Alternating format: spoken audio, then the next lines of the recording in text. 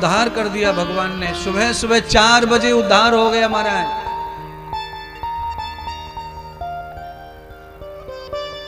अंदर महल में गए, भगवान ने सोचा चलो मामा का कार्यक्रम आज कर ही लेते हैं। सुबह बाबा के साथ आएंगे तो मर्यादा में रहना पड़ेगा। जैसे ही भगवान महल में प्रवेश हुए तो भगवान को देखा धनुष रखा हुआ है। भगवान ने सोचा कि धनुष यज्ञ है तो चलो धनुष यज्ञ कर दें। धनुष को उठाया प्रभु ने और रखा घुटने पर, धड़म धड़म करके तोड़ के फेंक दिया।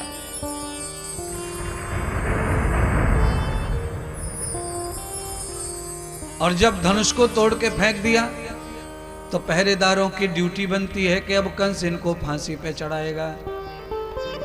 जो सैनिक थे उन्होंने भगवान के ऊपर आक्रमण किया। श्री सुखदेव कहते हैं राजन, सारे सैनिकों को महाधर हलधर भगवान, गदाधर भगवान बलराम जी ने धराशायी कर दिया। सबको पटक पटक के मारा। सूर्य उदय होता, किसी को पता चलता, भगवान लौटकर पहुंच गए बगीचे पर।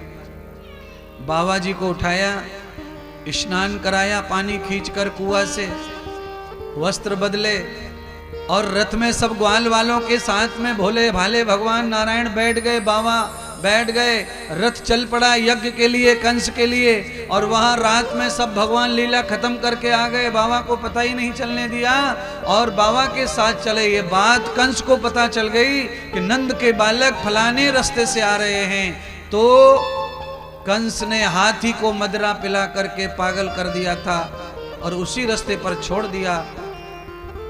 दोनों बालकों को रथ सहित कुचल देगा हाथी और मेरा नाम भी नहीं बदनाम होगा कि मैंने मारा। आइडिया। और जो माफिया होते हैं वो इसी तरह मारते हैं प्रभु प्यारे सज्जन लोगों को।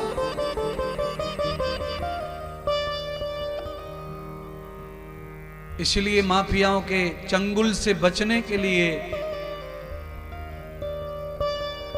दुष्टों की संगति से बचने के लिए आवश्यक है कि आप साधना में रहें, ध्यान में रहें, सत्संग में रहें। आपका जो ब्रेन है, माथा है, ये बहुत काम करने लगता है जब सत्संग में आता है। तो ध्यान में बैठता है तो सारा का सारा जो नेगेटिव केमिकल है वो डिटॉक्स हो जाता है, ब्रेन पावर से भर जाता है। प्रभु का नाम लेकर शिव के ध्यान में चले जाओ और ध्यान में जाकर अपने आप को डिटॉक्स कर लो, शांत कर लो। आप बचे रहेंगे दुष्टों से और दुष्ट विचारों से। आपके अंदर शांति का वातावरण होगा, प्रेम का वातावरण होगा, चारों तरफ आभा मंडल शांति का होगा, चारों तरफ उन्नति होगी। चाहे वो आर्थिक हो, सामाजिक हो, आत्मिक हो, मानसिक हो, शारीरिक हो। आज समाज में क्या हो रहा है? समाज में आज हो रहा है कि लोग एक ही प्रकार की उन्नति कर रहे हैं, पैसे की। सारा देश पैसे को कमाने और बढ़ाने में लगा हुआ है, चाहे कितनी भी नाश हो जाए शरीर का। 10 गोली खाना मंजूर है रात में, दिन में, पर स्वास्थ्य के बारे में जागरूक नहीं बनना है। दवाइयां खाते खाते बस करते रहना है व्यापार, करते रहना है नौकरी, करते रहना है व्यापार, करते रहना है नौकरी। अरे बंधुओं, दवाइयां खा खा कर एक दिन दवाई काम करना बंद कर देगी, रोग बढ़ जाएगा, फिर ये व्यापार नौकरी कोई काम नहीं आएगा। क्योंकि काया नहीं तो संसार में कोई माया काम की नहीं है। काया को निरोगी रखो।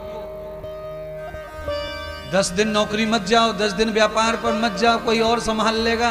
तुम्हारे मरने के बाद भी कोई संभाल ही लेगा, तो जिंदे पर ही संभाल लेगा, ऐसा मानो। और इस स्वास्थ्य को अच्छा करो, इस पे पूरा ध्यान दो। पत्नी से प्यार करना है तो शरीर अच्छा चाहिए, दुश्मन से लड़ना है शरीर अच्छा चाहिए, पति की सेवा करनी है, सास ससुर की, शरीर अच्छा चाहिए, व्यापार नौकरी में जाना है, नहीं थकना है, श्वास नहीं, शरीर अच्छा चाहिए। क्यों? ये भगवान का बनाया हुआ मंदिर है, इसे खराब करने का जुम्मा तुम्हारा नहीं है, तुम्हारा अधिकार नहीं है, इसे खराब मत करो। जो मिस्त्री ने बनाया है ईंट पत्थरों से, उसे धोते हो, पोंछते हो, निलाते हो, अगरबत्ती लगाते हो, धूप बत्ती लगाते हो, चिकना करते हो। और जो परमात्मा ने अजन्मा अनंत बना दिया है उसके बारे में कुछ भी नहीं सोचते हो। उसमें तंबाकू डालते हो, अंडा डालते हो, दारू डालते हो, बीड़ी डालते हो, झूठ डालते हो, फल डालते हो, कपट डालते हो, छट डालते हो और छल डालते हो, और इसमें व्यसन डालते हो, वासना डालते हो। ये शरीर तुम्हारा जर्जर हो जाएगा, थक जाएगा। रोजाना बाथरूम को झाड़ू से साफ करो पानी डाल करके, उसकी टाइल्स नंगी हो जाती है, लगाया सीमेंट उगड़ जाता है, दरारें पड़ जाती हैं। इतना ध्यान रखो।